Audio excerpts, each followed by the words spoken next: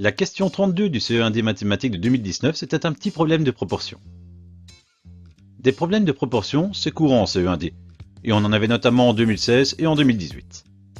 Ce problème il dit, sur le blog d'Alice, 60% des visiteurs ont laissé un commentaire, et 36 visiteurs n'ont rien écrit. Calcule le nombre total de visiteurs qu'Alice a reçu sur son blog. Écris ton raisonnement et tout est calcul. La clé dans ce type d'exercice, c'est la compréhension. Il ne s'agit pas d'une question de théorie, où tu peux te contenter de recopier ce que tu as appris, ni d'une question d'application, où tu dois repérer la bonne procédure et puis zout, on voit la procédure. Ici, c'est pas ça. Ici, il faut bien lire l'énoncé, bien comprendre ce dont on nous parle, et pour le reste, ça va aller tout seul. Et l'énoncé, il dit quoi? Eh bien, il dit finalement que sur le blog d'Alice, il n'y a que deux types de visiteurs. Ceux qui laissent un commentaire et ceux qui ne laissent pas de commentaire, ceux qui n'ont rien écrit. Ceux qui laissent un commentaire, dans l'énoncé, on sait qu'il s'agit de 60% des visiteurs. Et donc, logiquement, ceux qui ne laissent pas de commentaires, c'est 40% des visiteurs. D'où ils sortent ces 40%? Eh bien, ils sortent de 100%, qui est l'ensemble des visiteurs, le total des visiteurs, moins les 60% qui ont laissé un commentaire. Dans l'énoncé, on ne dit pas qu'il y en a 40% qui n'ont rien écrit. On te dit qu'il y en a 36 qui n'ont rien écrit. Et donc, vu qu'on sait qu'il y a 40% qui n'ont rien écrit, et que dans l'énoncé, on sait qu'il y en a 36 qui n'ont rien écrit, ça veut dire que 40%, c'est 36 visiteurs. Voilà. Là, on a compris tout ce qu'on avait à comprendre dans l'énoncé pour que le reste des calculs soit très simple. Résumons ce que nous savons déjà. On sait que 36 visiteurs, ça représente 40% des visiteurs. Nous, on cherche le nombre total de visiteurs, c'est-à-dire combien vaut 100% des visiteurs. À partir de ces quatre éléments, je vais te montrer deux façons de résoudre ce problème.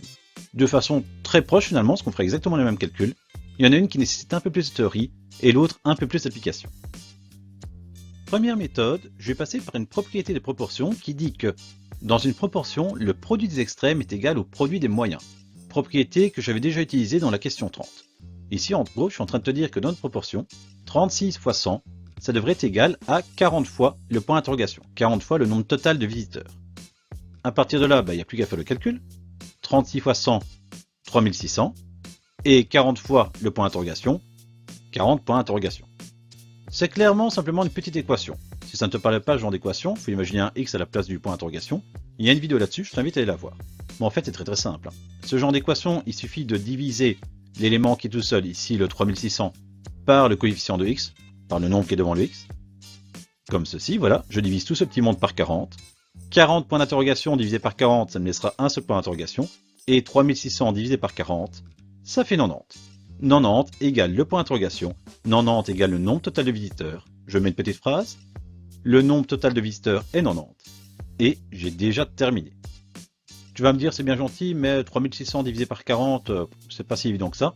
Ok, on est dans le livret 2, tu sors la calculatrice, tu fais la division avec la calculatrice et t'as aucun problème. Tu vois, c'est assez rapide, mais ça nécessitait de connaître cette règle qui dit que dans une proportion, le produit d'extrême est égal au produit des moyens, et de faire une toute petite résolution d'équation, bien que ce genre de résolution d'équation, c'est vraiment dans les plus simples au niveau des résolutions qu'on puisse trouver. Autre possibilité de résolution, je vais passer par une bonne vieille règle de 3, matière de fin de primaire. Pour rappel, la règle de 3, elle porte ce nom parce qu'elle se fait en 3 étages. Il y a un premier étage, complet entre guillemets, avec un élément à gauche que l'on connaît, 36 visiteurs, qui est égal à un élément à droite que l'on connaît aussi, 40%. Il y a un étage du bas, avec un élément que l'on cherche, le point d'interrogation, qui pour nous est le nombre complet de visiteurs, qui est égal à quelque chose que l'on connaît, 100%. Et l'étage du milieu va servir à faire le lien entre ceux qu'on connaît en haut, 40%, et ceux qu'on connaît en bas, 100%. Alors tu pourrais passer par un diviseur commun. Pour 40 et 100, on pourrait passer par 20%. On ferait 40 divisé par 2 et après le 20 fois 5 pour avoir le 100. C'est facile, les calculs sont plus simples, le passage par le diviseur commun simplifie tout le temps les calculs. Seulement moi, je ne vais pas faire ça ici. Pourquoi? Parce que le diviseur commun, il n'y en a pas à chaque fois. Il n'y en aura peut-être pas dans l'énoncé que tu pourras avoir au CE1D. Cependant, quelque chose qui marche tout le temps, c'est le passage par l'unité. Ce sera tout le temps la même méthode pour passer par l'unité. Les calculs vont être certes plus compliqués, mais ça n'a pas d'importance vu qu'on est dans le livret 2, et dans le livret 2, on a la calculatrice. Pour passer de 40 à 1, je vais simplement diviser par 40. En fait, tu vas toujours diviser par l'élément que tu connais en haut. Et ensuite, on va toujours multiplier par l'élément que l'on connaît en bas. Diviser par ce qu'on a en haut, multiplier par ce qu'on a en bas. Peu importe ce qu'on a, ça c'est le passage par l'unité. Dans la règle de 3, tout comme dans les équations, ce que tu fais d'un côté, tu le fais de l'autre. Alors tu me diras, c'est bien gentil, mais 36 divisé par 40, c'est pas facile. Oui, mais tu as la calculatrice, donc c'est pas un problème. 36 divisé par 40 à la calculatrice, ça fait 0,9. Et ensuite, comme je te l'ai dit, à chaque fois quand tu fais le passage par l'unité, tu vas devoir multiplier par l'élément que tu avais dans le bas. Ici, l'élément dans le bas, c'est 100, donc je vais multiplier par 100. Ce que je fais d'un côté, je le fais de l'autre. Et 0,9 fois 100, 90. Et ben voilà, il n'y a plus qu'à mettre notre phrase, qui est la même que tout à l'heure, c'est-à-dire le nombre total de visiteurs est 90. Et tu as terminé. Au final, un petit problème, pas si compliqué que ça, et qui valait pas mal de points. Comme je te l'ai dit au début, l'astuce ici, c'est vraiment la compréhension. Tu dois pas absolument chercher un élément de théorie ou une procédure appliquée, pas du tout. Ici, ce que tu dois vraiment faire, c'est prendre le temps de le lire, de bien le comprendre, et si tu fais ça, tu verras que ce sera facile et que tu t'en sortiras vraiment très bien.